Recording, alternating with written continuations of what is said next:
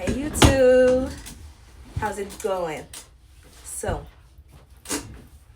as a spiritually independent person, I don't really ask myself a lot of questions about death, but I do have many theories.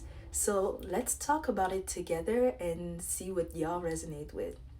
My first theory, because as a kid, when I was around 9, 10 years old, I used to like feel death and it used to scare the shit out of me. Like, it used to scare me in the way that even my nightmares couldn't scare me. And I have nightmares that I remember from when I was that age, and like nightmares of spiders crawling all over my bed, like having spiders all over this place and crawling all over my bed, or like getting out of bed and there's spiders all over the like all over the room, all over the floor, and I step out of bed, and then all of these spiders like crawling on me, and I can't escape the spiders, or literally being in a valley of skeleton with like red and black scenery, red and black horizon, and like skeletons like coming at me and zombies and shit. I used to have these type of dreams, but that would not scare me as much as me being awake and feeling the lack of existence from death. But the more and more I grew up and the more I get into my spirituality as well, I do not fear death at all. And at the same time, want to live a very long life. Like, it's not in a sense like, oh, I'm so excited for death. No, I'm not like excited for it. I just have a very like neutral attitude to it. And at the same time, it's interesting to wonder what could happen after death. But I feel like at this point, as I live, I should not ask myself too much about it, because once I'm dead, it's definitive. So I want to be definitively alive as well. Um, the other thing is just like, I will know once it happens.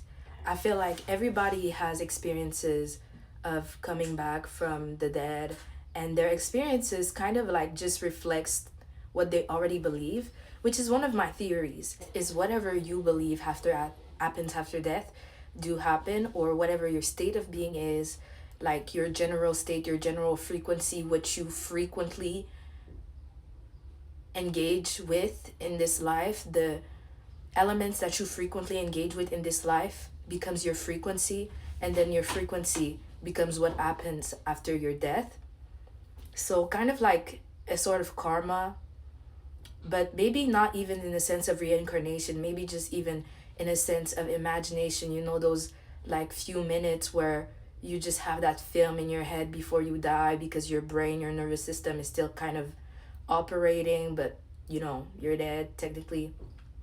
um which is what I draw from people having back from the dead experiences, and all these back from the dead experiences justify their specific religion or their specific belief. And I'm just like, yeah, so maybe whatever happens after death is what they thought would happen, or what they believe just made like a mashup in their mind, and that's what they come back with. But also maybe the after death experiences is actually just them alive after dying. Maybe the adrenaline rush of being like, damn, I just survived.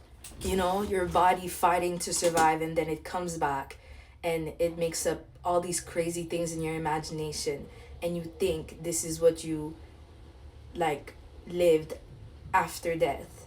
Or maybe they actually did experience something, but as I said, it's like a mashup of their own imagination, of like their mind and their soul, now that their body is disconnected from any energetic flow. You feel me?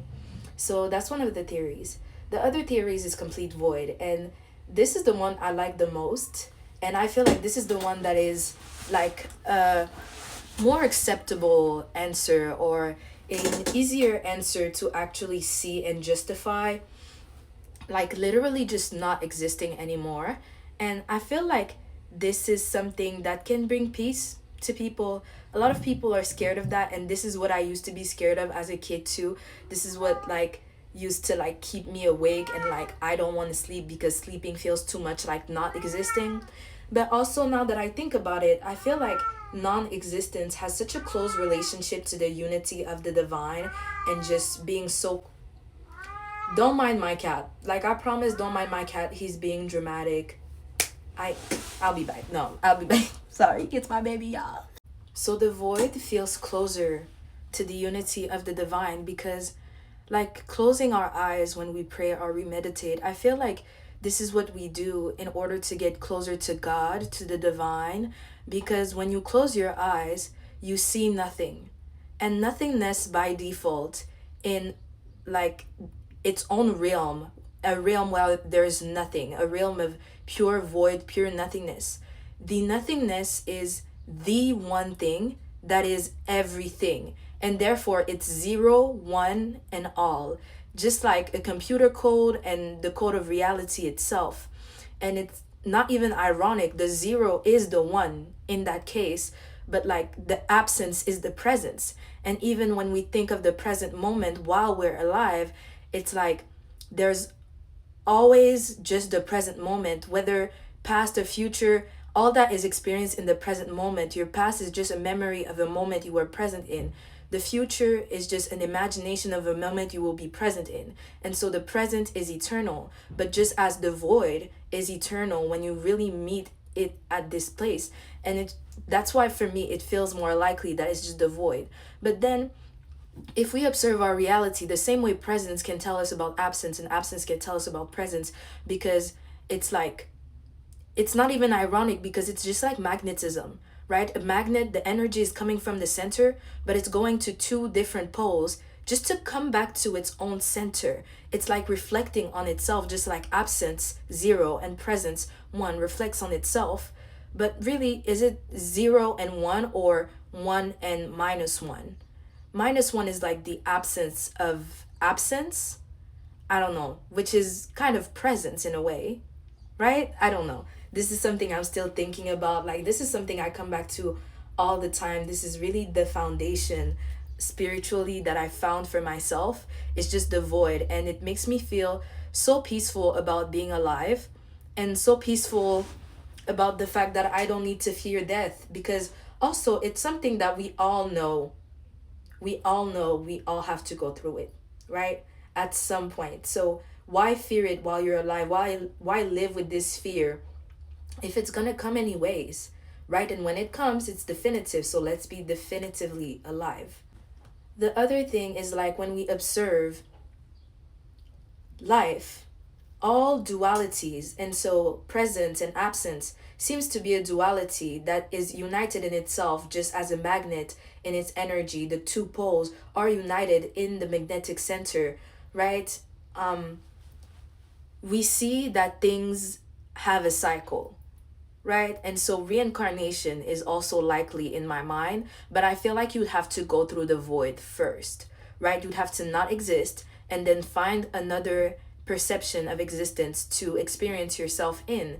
And I think it's the void, maybe we are the void, giving ourselves an experience to realize that we are not, right? We become in order to realize that we aren't. And that's an interesting theory as well for me, to like, why are we alive? Even though I don't really have an answer to that one, really. And I will not claim to, I will not be as arrogant as knowing everything. Like, another theory of mine is that there's actually like, your soul part of yourself, or like the non-physical part of yourself that kind of has an experience without your body. And wherever that is, wherever, if it's like you stay on earth because karma hasn't been paid, or something like you didn't fulfill your mission on here so you have to stay, or you have some things that you haven't left behind that need to leave behind in order for your spirit to actually be liberated. I feel like it's also possible for the non-physical part of us to have an experience of its own, and maybe in our own imagination that we crafted with the physical part of us, or our imagination, or a realm that we crafted with the non-physical part of us in another life. By the way, about past lives, oh my god. Yes, if reincarnation is likely, I feel like about past lives, it could be likely as well. But I feel like as a community of spiritually independent people who know that only the present moment exists, why is it always past life? What if some of the past lives you think you have are actually your future lives? And what if, like, that is irrelevant in itself in a spiritual sense because everything happens in the present moment? Right? What if you as a being quantifies it because you see it from the perspective of Earth, but your spirit doesn't see it only from the perspective of Earth and it sees from the perspective of the whole ever expanding universe? And so for your spirit, it's not even a past life, it's just a different way of experiencing presence in another life, right? And also, I feel like past life might not actually even be ours. Like, we might actually not even have a spirit separated from soul. And me personally, when I say spirit, I mean the non physical components of your physical experiences, right? Of your material experiences that make up a non physical energy that just is a part of you but doesn't really cannot is not really tangible. And then the soul is really, it doesn't belong to you, it's like the unity of the divine that we all are from. It's like the source of it all, and it's really the, like, the part of ourselves that is, oh, the soul as this unity of the divine. i keep I keep getting interrupted, but anyways, yeah, the soul wouldn't even belong to us. It's like we all come from, it's like this source, right? The soul is like this source that exists regardless of any variations, right? It exists on its own without any support from any realm or any kind of tangibility. You feel me? And it all belongs to us. It is the source, it is the ever expanding universe itself, it is the divine itself, and that is the soul. That is the part of us that we can never detach from, and the part of existence, of presence, that is completely detached from anything in order to be attached to its own presence because it is presence itself. You feel me? And so I feel like past life don't really have to be yours. It could just be the life of someone that existed or something that exists, whether here or in another realm, in another, dimension of perception, in another one, two, three, four, five. It's another, like, direction of perception. That's what dimensions is. That's what dimensions are, right? Another direction of perception is what dimensions are in my eyes, really. And I feel like it's not even complicated. It doesn't have to be a whole other universe. It really could just be the fact that we have different perception. Like, we see so little of the UV and light scale, of the sound scale, the frequency scale. We see so little as humans in our experience of that. And so reality is just a common ground of what we experience with our similar experience, our similar perception of being human and having this body, these bodies that have similar sensory inputs and similar nervous system to perceive similar things. And that's what reality is, like a common ground for beings who have a similar perception to exist in and to make an experience in. But the past lives could really just be just people who have lived that we resonate with, just experience lived that we resonate with. Sometimes I feel like in a past life I was a tree that I communicate with today. And by communicating, I mean I try to see and understand other beings in their own language. I feel like we don't need to talk to animals or to plants. We don't need to have conversations with them. We just need to see them in their own language and kind of just wonder about them, right? The more you ask questions about something, the more you're likely to have answers. And in that way, we can communicate with other beings without the arrogance of our human perception, thinking that just because we have certain abilities makes us better than other beings, and therefore there is no way to have a common ground with them. That's not true. Our common ground with them is Earth. It's Earth. We open our Earth, we open ourselves to the Earth, right? And I think really, yeah, a past life could just be a life that you resonate with and not necessarily yours. And the more and more you get into your core, the more and more you can resonate with different past lives or with different, realm of perceptions, such as, you know, the fact that you are soul, and soul is attached to everything, detached from any conditions of existence in order to be present. Well, while it's attached to everything as the source of everything. So once you go back to source, right, like the Akashic records, once you go back to source, you can really go back to anything that you resonate with and get informations from another realm of perception, which would be a past life, or which would be an avatar in another realm, right? Or it being your body in another realm in your avatar here, just like in literal avatar, or like your ancestors, connecting to your ancestors, especially since egregores, oh my god, like there is so many things that are egregores, you guys, literally just thought forms finally having a physical way of interacting with us because we interact with them in our mind and act on it with our body. When communicating with your ancestors, you're not communicating with ghosts. You're not literally talking to people.